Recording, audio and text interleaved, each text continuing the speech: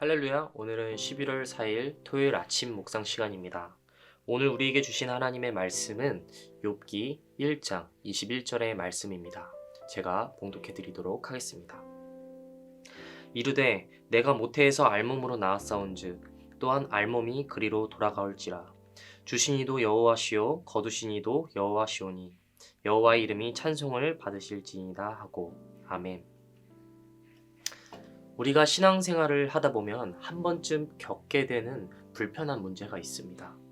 바로 까닭없는 재앙에 관한 문제이죠. 이처럼 우리는 우리의 삶 가운데 도무지 이해가 되지 않는 문제가 생겼을 때, 또 어려움이 찾아오게 되었을 때, 그럴 때 우리는 하나님께 습관처럼 하게 되는 단골 질문이 있다는 것입니다. 바로 하나님은 선하신가와 같은 질문인 것이죠.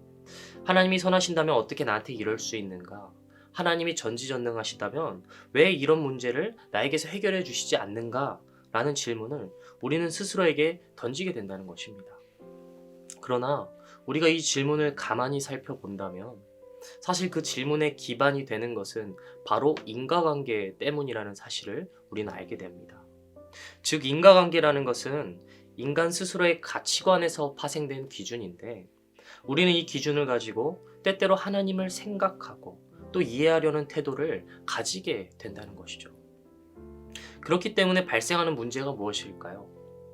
우리는 우리의 신앙 가운데 수많은 상실과 아픔의 자리를 마주하게 되었을 때, 때론 이것이 하나님에 대한 의심으로 이어지게 된다는 것입니다.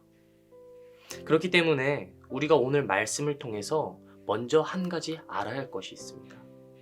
하나님은 물론 자신을 믿고 따르는 자들에게 풍성한 은혜와 공급을 채워주시는 분이시기도 합니다. 하지만 오늘 이 욥기를 통해 우리는 단순한 이 인과관계에 매여있는 하나님에 대한 우리의 인식을 넘어서 우리의 삶의 진정한 주관자이시오 주인이신 하나님을 인정할 수 있는 태도를 또한 가질 수 있어야 한다는 것입니다. 오늘 본문 말씀인 21절을 보겠습니다. 21절을 보면 그 유명한 욥의 고백이 등장하죠.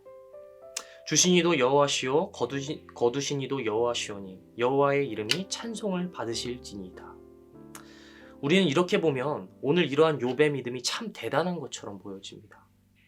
까닭없는 고난 앞에서도 어떻게 이렇게 아무렇지 않다는 듯이 하나님을 경외할 수 있었을까요?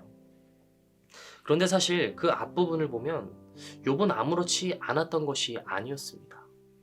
20절을 보겠습니다. 그는 일어나 겉옷을 찢고 머리털을 밀며 하나님께 엎드렸다고 나와 있습니다. 여러분, 이 말이 무슨 의미일까요? 욥은 단순히 신실하고 믿음이 좋았기 때문에 이러한 상황 속에서도 웃으면서 하나님을 경배했다는 것이 아니라는 것입니다. 욥도 한 사람의 인간이었기 때문에 한나라시에 마주한 이 상실의 고통 속에서 너무나도 큰 괴로움을 느꼈다는 것이죠. 자신의 옷을 찢으면서 머리털을 밀면서까지 이렇게라도 몸부림치지 않으면 견딜 수 없을 만큼 괴로웠다는 것입니다. 아마도 욥도 이러한 상황 속에서 한편으로는 순간적인 원망의 유혹이 들었을 수도 있습니다. 그러나 그럼에도 불구하고 욥이 하나님 앞에 엎드릴 수 있었던 이유는 무엇일까요? 그는 인과관계를 넘어 나를 신실하게 이끄시는 하나님에 대한 확신이 있었기 때문입니다. 단편적으로 우리는 지금 욥의 고난의 부분을 바라보고 있지만 사실 이 고난 이전에 하나님에 대한 욥의 태도를 보면 우리는 알게 되죠. 욥은 하나님을 누구보다 인정하고 경외하는 자였다는 것입니다. 그러나 그 욥의 신앙이 하루아침에 이어졌던 것일까요? 아닙니다.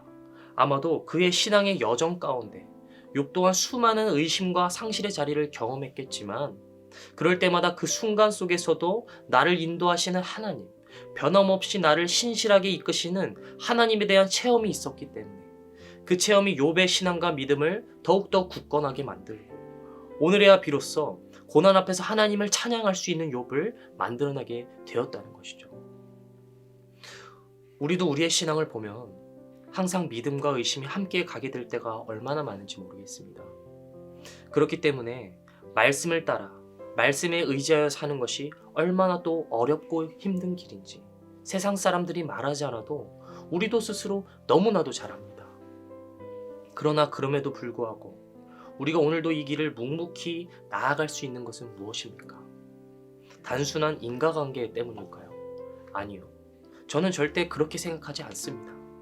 그 이유는 바로 우리도 돌아서 보니 우리의 삶의 자리의 순간순간 속에서 그 의심 속에서 하나님과 걸어왔던 길이 있었지만 결국에는 그 의심이 확신으로 바뀌었던 경험, 상실이 기쁨으로 치환되었던 은혜의 경험이 있기 때문 아니겠습니까? 그렇기 때문에 때로는 상실과 의심이 우리에게 필요한 이유는 이러한 것들이 역설적으로 우리의 믿음을 더욱더 강하게 만들어주기 때문이라는 것입니다. 왜일까요? 이것들이 때로는 우리를 괴롭게 하고 넘어지게 만들지만 결국에는 이를 통해 우리가 하나님을 더욱더 갈망하게 만들고 하나님을 경험하게 만들어주기 때문입니다. 이런 의심의 역설은 수많은 성경의 인물을 통해서도 보게 됩니다. 아브라함 때도 그랬고 모세도 그랬고 베드로도 그랬습니다. 그러나 그들이 오늘날까지 우리에게 신앙의 귀감이 될 수 있었던 것은 이러한 의심의 자리, 상심의 자리에서 피어난 굳건한 믿음이 있었기 때문입니다. 사랑하는 성도 여러분, 하나님을 나의 삶의 주관자로 인정하는 것, 지금은 이것이 이해가 되지 않고 때로는 동의하기 어려울 수도 있습니다. 그러나 우리가 그럼에도 불구하고 하나님께 매달려 있다면 그 의심 속에서도 하나님과 함께 나아가려는 우리의 몸부림만 있다면 그것을 경험케 하시고 깨닫게 하시는 분은 하나님이실 줄을 믿습니다. 바라기는 오늘 하루도 나의 삶의 순간순간마다 나와 동행하시는 하나님을 믿고 신뢰하고 나의 삶의 주관자이신 하나님, 내 삶의 주인이신 하나님을 인정할 수 있게 되는 신律교회의 모든 저와 여러분이 다 되실 수 있기를 주님의 이름으로 간절히 소망합니다. 아멘. 다 함께 주기도문 하시겠습니다.